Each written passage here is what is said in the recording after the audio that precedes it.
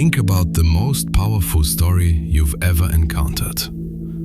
The one that shaped your childhood. The one that made you believe, just for a moment, that magic might actually be real.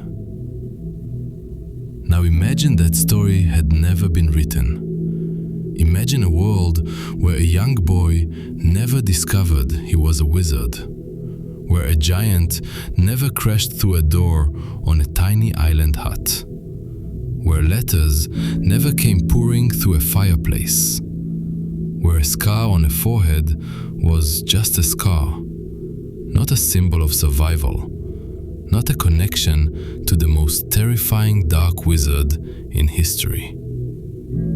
It's almost impossible to imagine, because for millions of readers across the world, Harry Potter isn't just a character.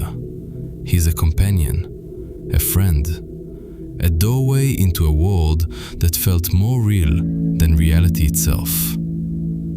Harry Potter and the Sorcerer's Stone, the debut novel by J.K. Rowling, was published in 1997. Written for middle-grade readers, it has since become a worldwide phenomenon, with more than 500 million books printed in over 75 languages. It is the third best-selling novel of all time. But here's what's truly fascinating about this book. It's not just a children's story about magic. It's a deeply psychological exploration of identity, trauma, choice, and love. It's a book about what happens when a child who has been told his entire life that he's worthless suddenly discovers he might be the most important person in the magical world. Welcome to the Book Edge. Today, we are diving deep into Harry Potter and the Sorcerer's Stone. Not just the plot, but the psychology, the themes, the questions it raises about who we are, who we choose to become, and why love might be the most powerful magic of all. Chapter 1. The Boy Who Lived. Let's start at the very beginning. Number 4. Privet Drive. A dull, grey Tuesday. The Dursleys, Vernon, Petunia, and their beloved son Dudley, are going about their perfectly normal lives. They are the kind of people who actively despise anything strange, mysterious, or out of the ordinary. And then the owls start appearing. People in cloaks in the streets. Whispers of a name that normal people shouldn't know. That night, on a doorstep, a baby is left with a letter. The opening chapter of Sorcerer's Stone is a masterclass in setup. On the surface, it's simply introducing us to the world. But as the official Wizarding World analysis points out, there's so much more happening beneath the surface. Dumbledore arrives. Professor McGonagall arrives in her animagus form as a cat, watching all day. And finally, Hagrid arrives on a flying motorbike, carrying the baby who survived. Listen to this exchange. He'll be famous, a legend. I wouldn't be surprised if today was known as Harry Potter Day in the future. There will be books written about Harry. Every child in our world will know his name. Exactly, said Dumbledore, looking very seriously over the top of his half-moon glasses. It would be enough to turn any boy's head. Famous before he can walk and talk. Famous for something he won't even remember. Can't you see how much better off he'll be, growing up away from all that until he's ready to take it? This is the first hint of the book's deepest psychological insight. Dumbledore understands something crucial about identity. He knows that being told you're special before you've done anything to earn it can be dangerous. It can swell a person's ego. It can make them believe they're above others. And so, Harry is left with the Dursleys. Not because they love him, they won't, but because they'll keep him hidden, keep him ordinary, keep him humble. What Dumbledore couldn't predict is just how unspecial the Dursleys would make Harry feel. For 11 years, Harry lives in a cupboard under the stairs. He's treated like a servant, belittled, told he's worthless. He has no idea that in another world, his name is spoken with reverence. This is the psychological foundation of Harry's character. When he finally discovers he's a wizard, he doesn't become arrogant. He becomes worried. Worried that he won't live up to the expectations. Worried that people will be disappointed. As one literary analysis puts it, when Harry discovers that he is one of the most famous people in the wizarding world, he still remains humble. Instead of letting the fame go to his head, he actually becomes worried because he doesn't think that he can live up to people's expectations. Thus, Harry sets out to try and prove himself through hard work rather than relying on his reputation. That's the key. Harry's identity isn't given to him, it's built. Choice by choice, action by action. Chapter 2: The Letter and the Door. The inciting incident of the novel is simple. Letters start arriving for Harry. Hundreds of them. Green ink, yellowish parchment, a purple wax seal. And Vernon Dursley, in his desperate attempt to keep magic out of his house, goes to increasingly ridiculous lengths to stop them. He boards up the mailbox. He takes Harry to a hut on a rock in the middle of the sea. But on the night of Harry's 11th birthday, at exactly midnight, the door explodes. Hagrid enters, giant, beetle-eyed, carrying a pink umbrella and a birthday cake. And in one conversation, Harry's entire understanding of himself shatters and rebuilds. Harry, you're a wizard. There's a profound psychological moment here. For 11 years, Harry has been told he's nothing. He's been punished for things he didn't understand, strange things that happened around him when he was angry or scared. Hair growing back overnight, appearing on the roof of the school kitchen, talking to snakes. The Dursleys called it abnormality. They tried to beat it out of him. But Hagrid reveals the truth. Those weren't abnormalities. They were magic. Signs that Harry belonged somewhere else. Somewhere where people like him existed. This is the moment of self-discovery that shapes the entire series. As the SparkNotes analysis observes, by introducing Harry, a reluctant hero and nobody, at the outset, Rowling is able to describe his journey of self-discovery, exploring how the notion of identity is shaped by one's choices. Hagrid takes Harry to Diagon Alley, and here, Rowling does something extraordinary. She introduces the magical world the same way Harry experiences it, for the first time. We see the leaky cauldron, Gringotts Bank, Ollivander's wand shop, all through Harry's eyes. As one reviewer put it, you truly do feel like you are with him, experiencing everything for the first time, and it provides an extremely captivating experience. At Ollivander's, something strange happens. The wand that chooses Harry has a core of phoenix feather. And that phoenix? It's the same one that gave the feather for another wand, the wand of the Dark Lord who killed Harry's parents. The wand chooses the wizard, Ollivander says. It's a line that resonates throughout the series, not just about wands, but about destiny, about the idea that some things are meant to be. But here's the crucial distinction the book makes. Being chosen doesn't mean you don't have to choose for yourself. Harry's journey begins with self-discovery, learning he's a wizard after 11 years of believing he was nothing. His identity isn't given, it must be built through choices. The wand chooses the wizard, but what the wizard does with that wand is entirely up to them. Chapter 3: The Sorting Hat's Question. The Hogwarts Express, platform 9 3/4. Harry meets Ron Weasley, freckled, poor, loyal, and immediately a friend.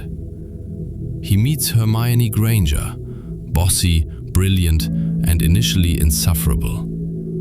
He meets Draco Malfoy, wealthy, pure blood obsessed, and instantly a rival. And then they arrive at Hogwarts. The sorting ceremony is one of the most psychologically rich moments in the entire book. The sorting hat sings about the 4 houses: Gryffindor, Hufflepuff, Ravenclaw, Slytherin, each representing different values: bravery, loyalty, intelligence, ambition. When it's Harry's turn, the hat speaks to him directly. "Not Slytherin, eh?" said the small voice. "Are you sure? You could be great, you know. It's all here in your head, and Slytherin will help you on the way to greatness. No doubt about that, no? Well, if you're sure, better be Gryffindor." This moment is crucial. The hat offers Harry Slytherin, the house of ambition, cunning, and yes, dark wizards. It tells him he could be great there. But Harry chooses otherwise.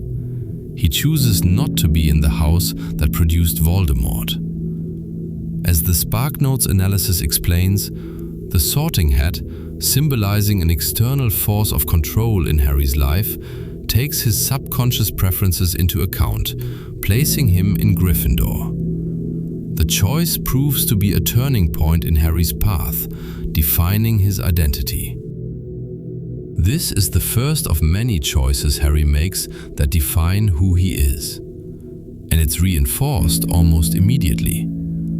On the train, Harry had 2 options for friendship: Draco Malfoy, rich, influential, connected, or Ron Weasley, poor, overlooked, but genuine. Harry chooses Ron. He tells Malfoy, "I think I can tell who the wrong sort are for myself, thanks." This isn't just politeness, it's a statement of identity. Harry refuses to be defined by blood status or family name. He chooses his own path. Throughout the book, this theme repeats. Hermione chooses to lie to a teacher to protect Harry and Ron, sacrificing her perfect record for friendship. Neville chooses to stand up to his friends, earning Gryffindor crucial points. Ron chooses to sacrifice himself in a game of wizard's chess so Harry can move forward. Each choice reinforces who these characters are becoming. As one reviewer beautifully put it, Harry's experience tells us that no matter how difficult life is, as long as we stick to our beliefs and face difficulties bravely, we will be able to find our light and hope. Chapter 4: The Mirror of Erised. Halfway through the book, Harry makes a discovery. Wandering the castle at night under his invisibility cloak, an anonymous gift left for him at Christmas, he finds a room. In that room stands an enormous mirror, reaching to the ceiling, with a simple inscription carved into the frame. Erised straeru oid ubecafru oid on voci. When Harry looks into the mirror, he sees not just himself, but his parents, his mother and father standing behind him, smiling, his extended family all watching him with love. He returns night after night. He brings Ron to see it. Ron sees himself as head boy and Quidditch captain, his deepest desires. This is the mirror of Erised. Erised is desire spelled backwards. The mirror shows not what is, but what could be. what we most desperately want. The chapter explores the psychology of desire and self-awareness. The mirror shows Harry his deepest longing, to be with his parents, to have a family that loves him, something he has never truly experienced. When Dumbledore finds Harry there, he doesn't scold him. Instead, he explains, "It shows us nothing more or less than the deepest, most desperate desire of our hearts. However, this mirror will give us neither knowledge or truth. Men have wasted away before it, entranced by what they have seen, or been driven mad, not knowing if what it shows is real or even possible." This is profound wisdom. The mirror represents the danger of dwelling on what we cannot have, of becoming so consumed by our desires that we forget to live. Dumbledore tells Harry, "It does not do to dwell on dreams and forget to live." For Harry, this is crucial. His deepest desire is to know his parents. But that desire, if unchecked, could paralyze him, could prevent him from forming the real relationships with Ron, with Hermione, with the Weasleys that will become his new family. The Mirror of Erised also foreshadows the climax. Because when Harry finally faces Voldemort in the chambers beneath the school, the mirror appears again. And this time, what it shows and what Harry desires determines everything. The Mirror of Erised reveals our deepest desires, but dwelling on what we cannot have is dangerous. Harry learns to balance longing with living, desire with action. Self-awareness means understanding what we want without being consumed by it. Chapter 5: Love, the magic Voldemort never understood. Let's talk about the ending.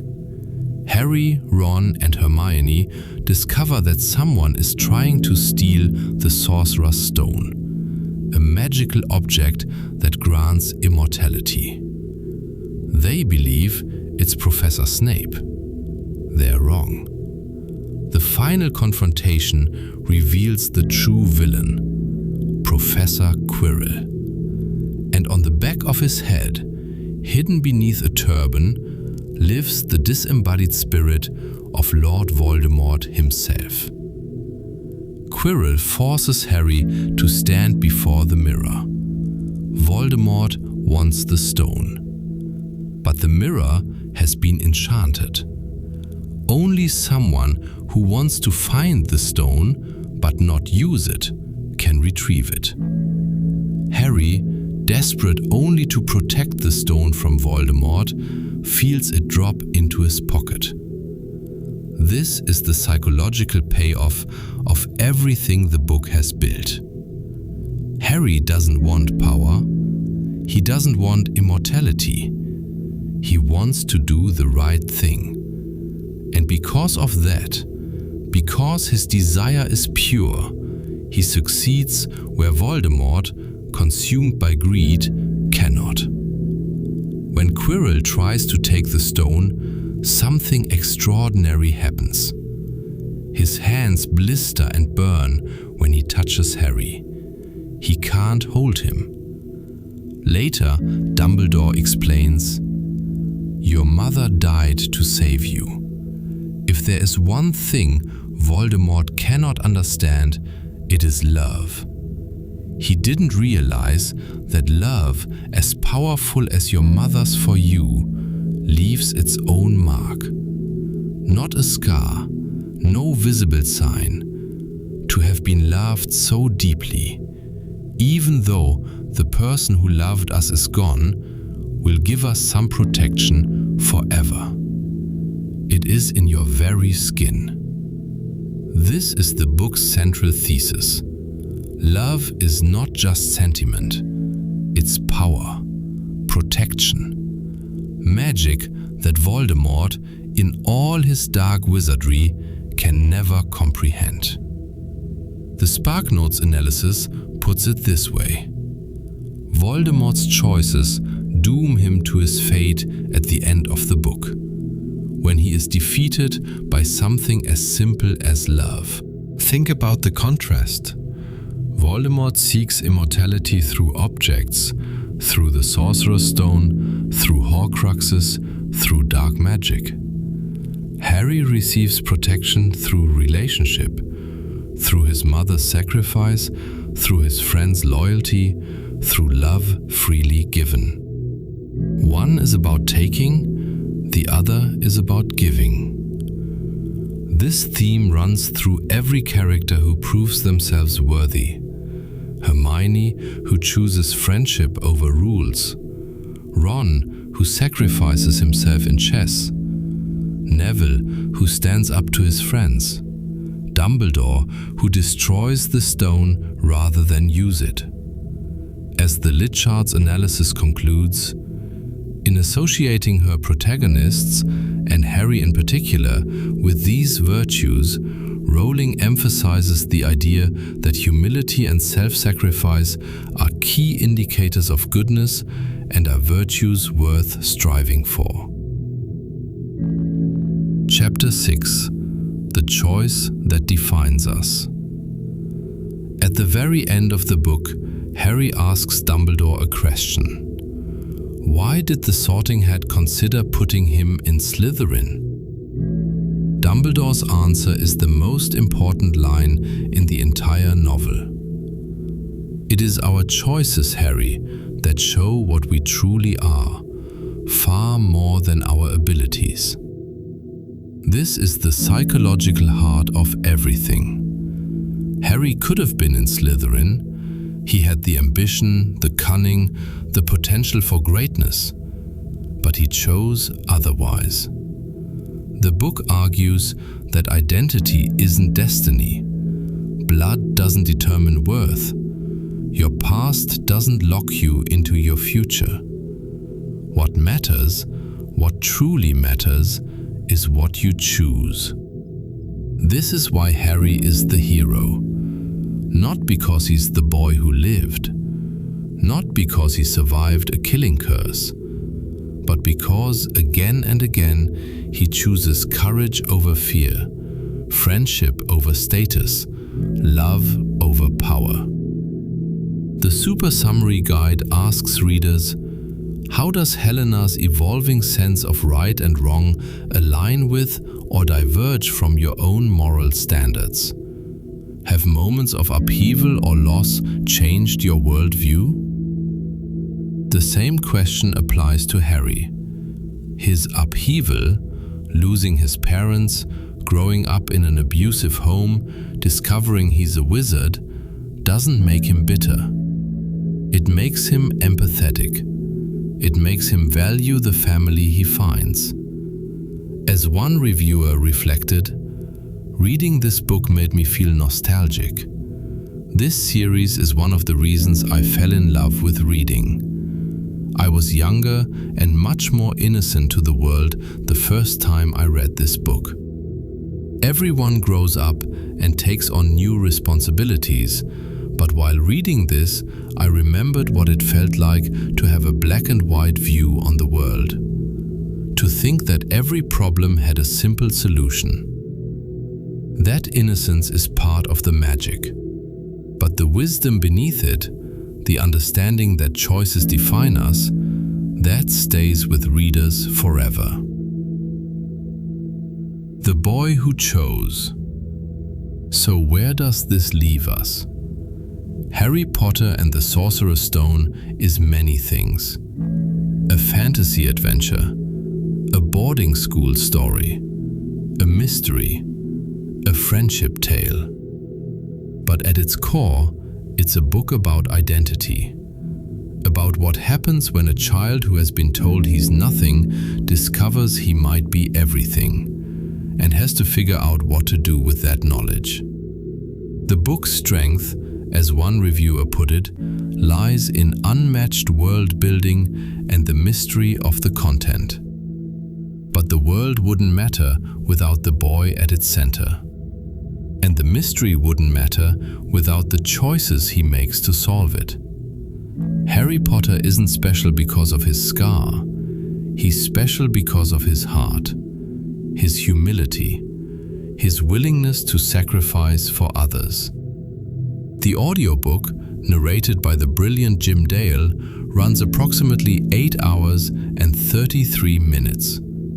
8.5 hours to fall in love with a world. To watch a boy become a hero. To learn that love is the most powerful magic of all. And at the end, we're left with a question that echoes through the rest of the series. Through all 7 books, through all the losses and triumphs to come. If our choices show what we truly are, what are you choosing? The book has sold 500 million copies worldwide. Millions of readers have asked themselves that question. Millions have found their answer. Now it's your turn.